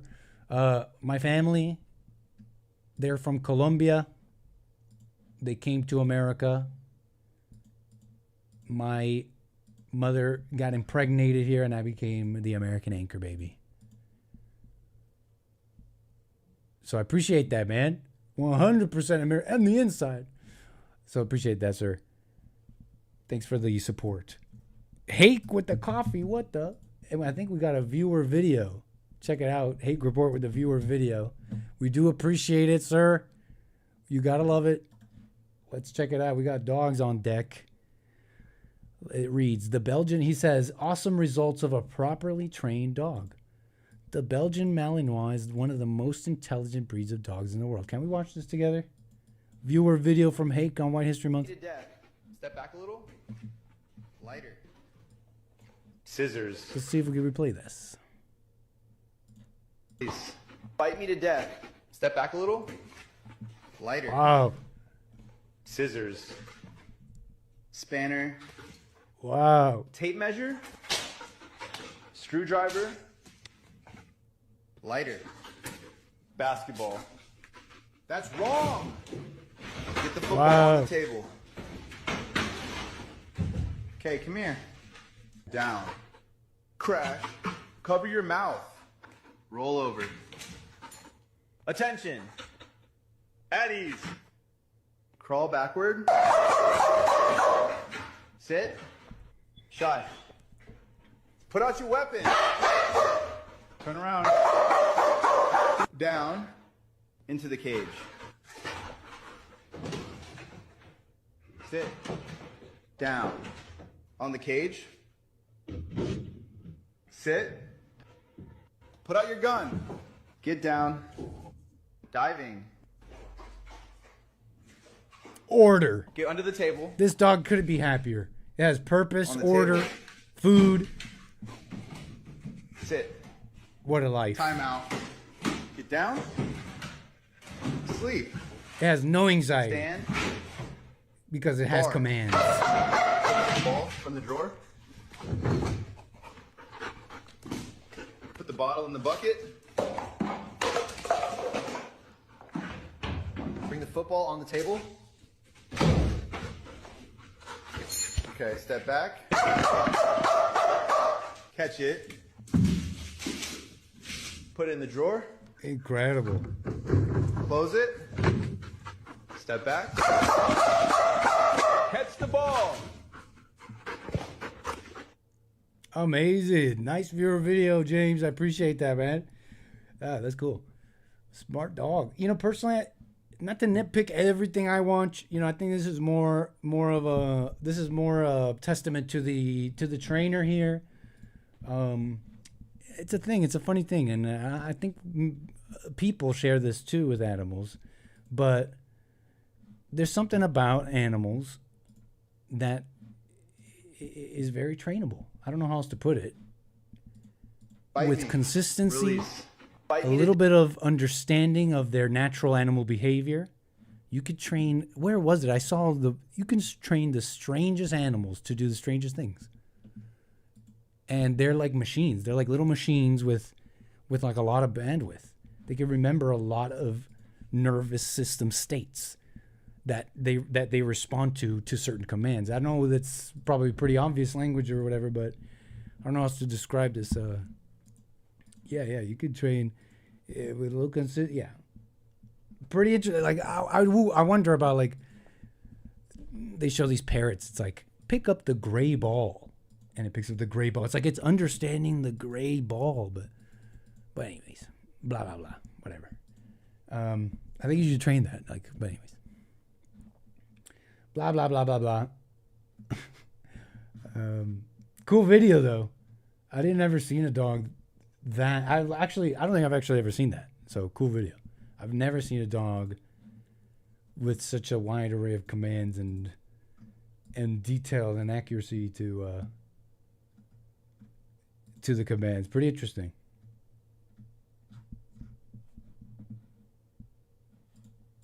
Amazing.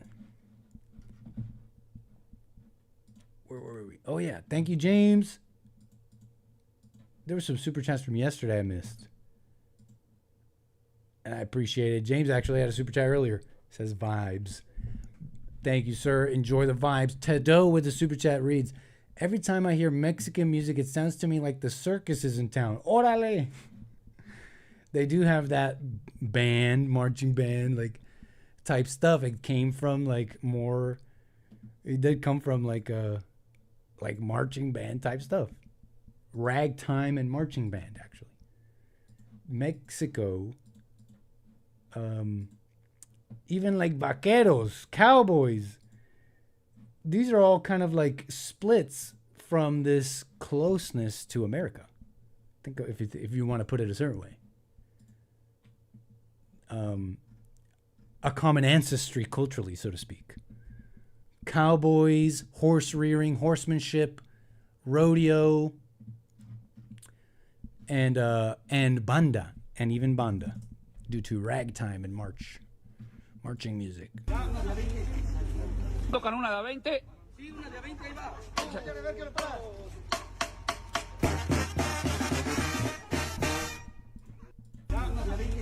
Banda. That's a good example. Okay, no wait. This is just this is just a sonidito. Okay, we can move on from that.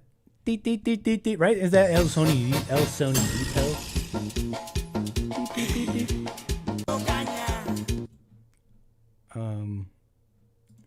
This was a good example. Banda.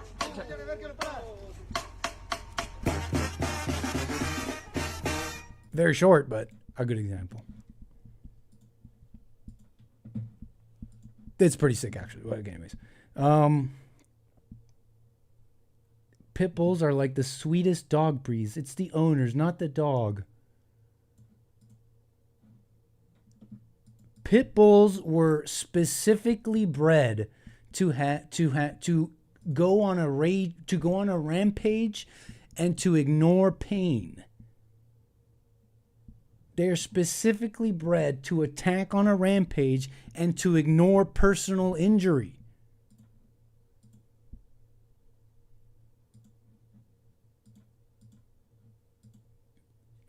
And they were specifically bred to have a lower self-preservation instinct so that they can go further in their violent rampage.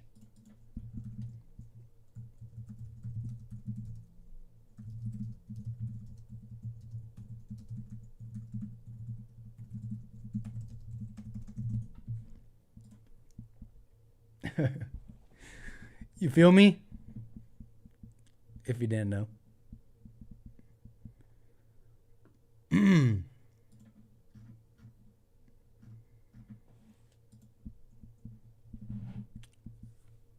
That's what it's called. Gameness. I was trying to find the word. You know, I like jargon. You know, I like jargon, and I want to get in there. What are the people in it saying? It's called gameness.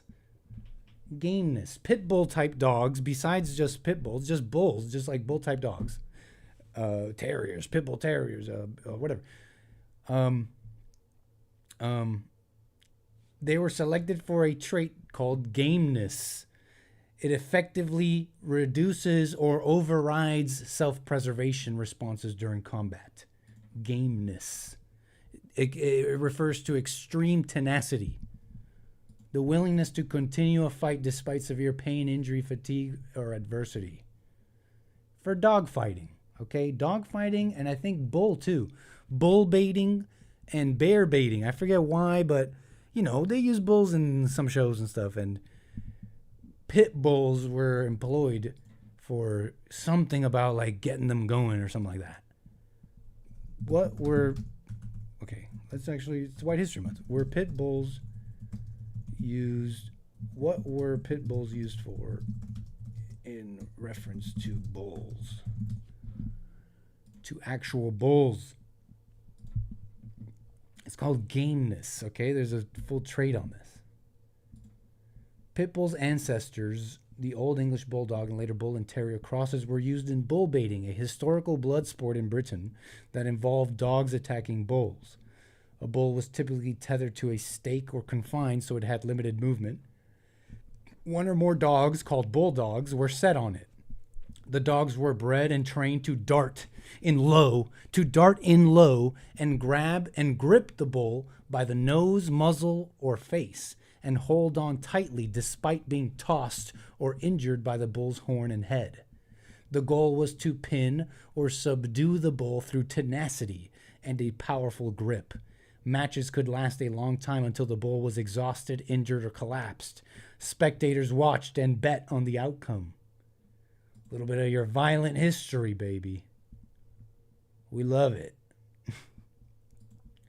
So, pit bull, there you go. Amazing. Ever see one attack a horse? Awful. I literally know a particular video, Terry. I don't know if you want to look at this. You might want to look away on this White History Month for the squeamish. This is gameness on display. This is the pit bull gameness on display. I forget where this was, but this horse. I might not even want to watch too much of this. It's okay, stop. It's a little too violent, but this people are on a horse ride. You know, these pulled by horse carriages, and this owner's pit bull. This guy, look at him. He can't even control his own dog. This pit bull is just insane going after this horse, and it's getting smashed up by this horse, and it does not care. It's okay. It's okay. It's Nick okay. going to show it, Lord, no. Don't show this, Nick. Show Egg Dog. Oh, you guys keep saying Egg Dog, or maybe it's just one person keeps saying Egg Dog. Should I be showing this? Is this bad? What the heck is Egg Dog? Egg Dog or Horse Dog? Egg Dog or horse versus dog? Look at that. It's insane.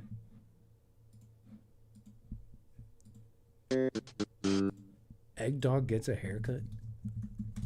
Do we need a palate cleanser? Do we need a palate cleanser? Our palates are not sufficiently dirty. You traumatized chat. Now you got to show them Egg Dog. No, we're not sufficiently traumatized. I don't think we're sufficiently sullied in the mind. Wait. Personally, it excites me. I'm like George Carlin or whatever. I like it when I like it. I'm thrilled, like Maina. Personally, I'm excited. I'm sick. Get that dog. What's wrong with the owner, man? I mean, at this point, you know, you're going to have issues. You can't deal with it. Like, what, am I going to get kicked by this horse now? No. But these people don't know how to have a dog. They do not know how to own a dog. Like, it's a toy until it goes nuts, and it's just, it's sickening. Well, you're right. We do need a palate cleanse.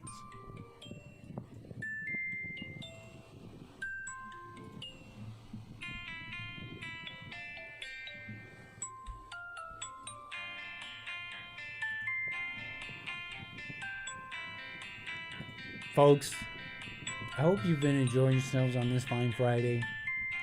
Coming home from work, kicking it back, relaxing already maybe. Enjoying the final day of White History Month. I think we can appreciate this palate cleanse.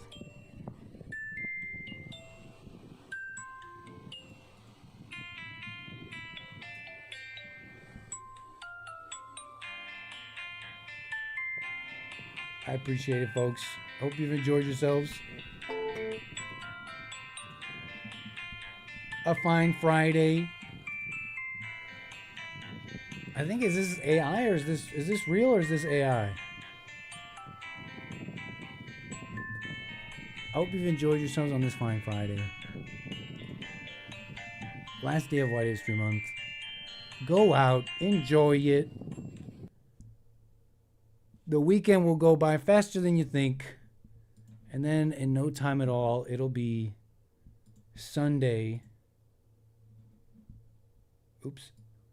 Sunday church with Jesse Lee Peterson. Okay, don't miss it. Don't miss church with Jesse Lee Peterson. You know how it goes.